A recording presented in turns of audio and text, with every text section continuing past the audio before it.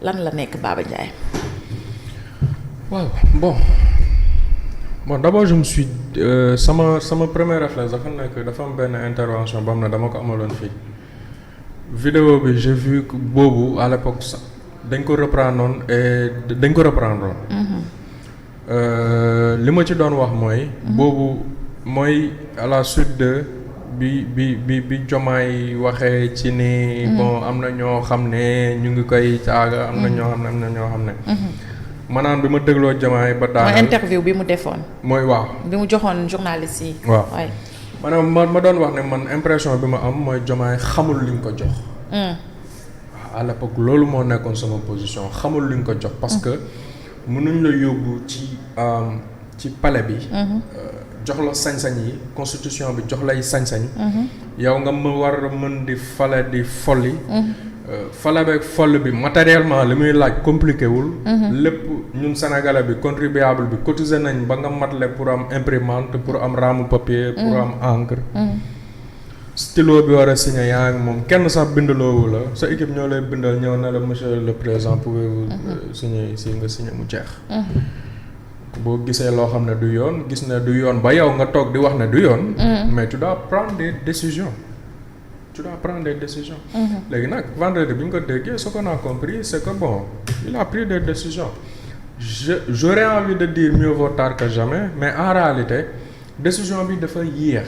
parce que man li dama naan décision bi dafa yéex man mon souci ça n'a jamais été ñoom ñaar ñu ànd ñu taxali ko.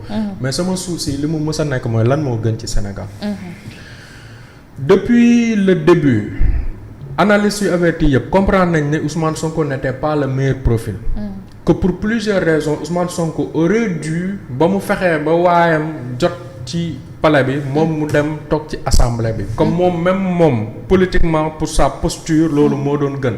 te ñu doon théoriser loolu lépp l'histoire leur a donné raison. comme que tey dem nañ ba mu bëgg duggaat ci assemblée bi mu nar koo tënk. Diomaye li ko gën a sonal. mooy économiquement il avait un premier ministre boo xam ne déggoowul ak France déggoowul ak États-Unis d'accordul ak FMI décision mu bëgg jël d'accordul ak institution Bretton Woods yi bu ko organisme yi noté bu ñu dégradé notu Sénégal mi ne dañ ñuy xeex boo duggee ci biir réewam climat bi sociopolitique bi lan la mooy d'accordul ak magistrat yi d'accordul ak administration bi nee na ils sont pas efficaces mënuñoo liggéey xarañuñu député yi ci assemblée bi ku jóg war ko indil ab gis-gis bu waroo ak moom gis-gisam mu xas la nit ñi Baba Ndiaye mi nga xam ne jàpp na ne dafa am liberté d'expression le réew bi mu nekk moom la ñuy prôné moom la ñu bind ci constitution bu ñëwee toog ci plateau bi wax xalaatam ñu jàpp tëj bu tuddee ay nit ne que kii sàcc la élection bi di ñëw du fi sax élection waat ñu jàpp tëj ancien président bi mi ne moom moo rey ñi génn àdduna c'est-à-dire un agrégat d'actes de paroles yoo xam ne boo ko boolee mettre ko bout à bout mais il faut ñu comprendre ne tey FMI ko toog ca booba nit la France ko toog ca booba nit la États-Unis ko toog ca booba nit la li tax fi mu ne liste noire boo gis bu génn bu ne ca États-Unis Sénégal ci lay bokk mais c'est parce que discours Sénégal ak États-Unis moo changé ton bi ñuy wax ak ñoom moo changé. moo tax ñoom itam gis-gis bi ñu am ci ñun changé parce que réew ñu wër yëpp dañ naan bokk ci ay liste rouge ñun daawuñ bokk ci liste rouge yi. parce que nous avions de grands diplomates parce que nous avions des dirigeants yoo xamante ne bii très responsables très républicains xam lan mooy état ak naka la ñuy waxee chef d'état. France bu demee dem ba benn moment mu banque ay loxoom mais munoo premier ministre Sénégal bi ba muy nekk opposition jàpp France di saaga lu ne mu tiiñal leen ba muy nekk ci pouvoir bi lu ne mu tiiñal leen président ba dafay dem pour dem wuti ji ay marché mu leen di tiiñal mais quand tu es le président de la République de la France mais bu dee yaa nekk Matignon yow yaa premier ministre France mais logiquement rapport yi ak réew boobu du mën a rataxati. ce n'est pas possible. FMI ba ngay nekk ci opposition bi nga ne FMI réew mu félicité réew mu muy jàppale mooy réew moo mu tué sur la mauvaise voie que FMI na tegg ci suñu ndodd maanaam genome bi mu ci ndës.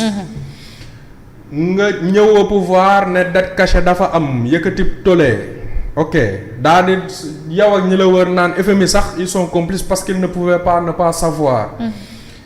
FMI propose la solution muy restructuration nga ne ko non on ne va pas aller vers la restructuration ils veulent nous imposer une restructuration alors que boobu ñoom bañ lay wax restructuration ci néeg lañ la wax yow nga ne ko tëll ci penc mi ba pare di leen wax loolu ñu waxul. Fatima boo nekkoon njiitu FMI face à un dirigeant comme ça comment tu vas te comporter avec son pays.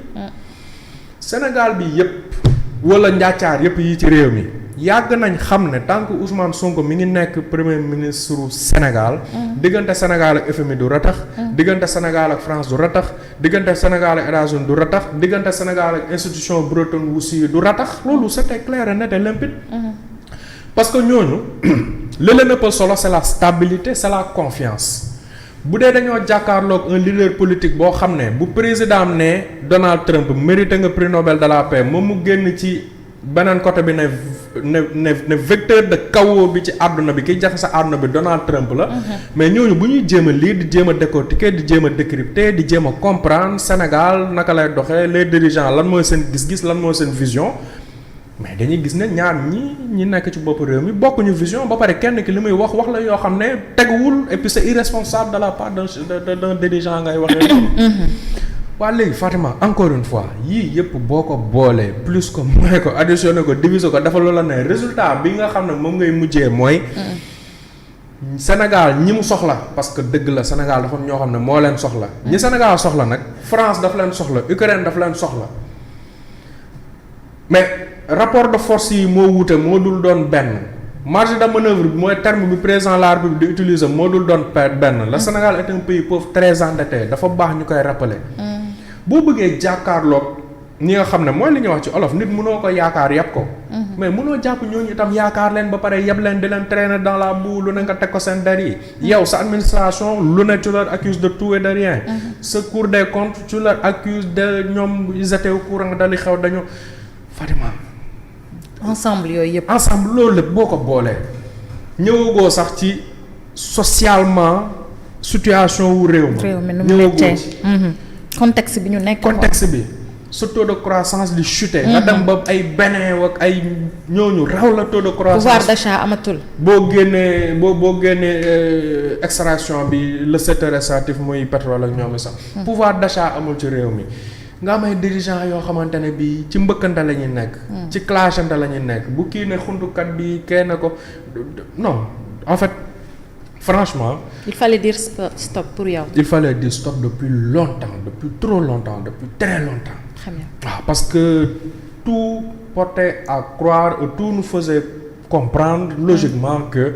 ce n'est pas avec ce premier ministre là déjà que moo ñu dugal ci situation bi pour man la situation économique. qu'endure le Sénégal aujourd'hui bu ñu jëlee plus 2000 milliards. yokk ko ci suñu dette ci loo xam ne bokkul woon ci suñu dette publique ci agrégat économique ak méthode de calcul yu ñu doon employé. c'est la faute à 100% de son premier ministre sauf que. le président de la République aussi ne l'a pas arrêté et c'est son patron. Donc pour moi c'est une décision boo xam ne jël nañ ko. Je suis désolé je n'aurais jamais pensé dire ça de mon vivant gis nit ñàkk xëyam apparemment ñàkk xëyam nga réjouir ci mais je suis désolé mais ça c'est une très bonne nouvelle. pour le Sénégal et le Sénégal waaye ki ñàkk xëyam kat ñàkkul dara. waaw borom la preuve dafa jógee foofu rek ci guddi ga mu dem këram tëddi këram. am na ñuy ñàkk seen liggéey di xalaat seen luyaas am na ñuy ñàkk seen liggéey di xalaat lan moo nekk seen quotidien parce que amatuñ liggéey moom dafa ñàkk liggéeyam dem ñibbi këram titre foncier yow fa la dem tëddi. mais ba pare Farma déglul déclaration yu mu amal ci assemblée nationale. non c'est trop. xam nga manqué na yàgg nañ fi wax manqué na fi nu ne respect le président de la république. mais xoolal ba mu mujjee assemblée nationale directeur buy voyager te foog ma yëg ko. foog ma valider ko man le premier ministre tu sais le mois il est haïssable mënoo nekk le premier ministre de la république d'une république ba pare yow yow dafay mel ni en fait yow la quoi yow yaay décider de tout. maanaam ba directeur bi war a dem mission yow yaa war a décider ndax directeur bi war na dem mission ça ne veut rien dire caisse noire président de la république wala fonds spéciaux wala whatever mais moom lan la waxoon. dafa xaraam la njëkkee après mu ni contrôle léegi nag. mu ne d'accord aussi ak président et cetera te moom am na 1,770 milliard. c'est-à-dire loolu yëpp xam nga la moo ci gën a garaaw Fatima. yàlla baax na. mooy comme moom taxaw na fii bu yàggul le 8. daal ne loolu amut. te ku ko waxati danañ la jàpp.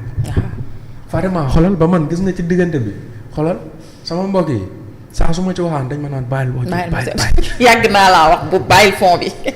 ndekete yow fond bi am na. ndekete yow fond bi am na. léegi man li ma mënul comprendre mooy naka la mën a jàkkaarloog nit ñi tey mi ne leen amul. suba mi ne leen am na à l'aise. ba pare nit ñi itam ñi ko ci topp itam duñ ko doon sax na may góor gi ku baax taxawal tuuti taxawal quoi lan la quoi on retient quoi at the end of the day. parce que boo xam ne yow à tout moment rek mën nga jékki rek changer de direction alors que feneen fi nga clignoté woon loolu c'est dangereux. très bien merci beaucoup Baba Ndiaye Thierno Malick sa impression yu njëkk ci limogeage Ousmane Sonko en tant que premier ministre ainsi que son gouvernement.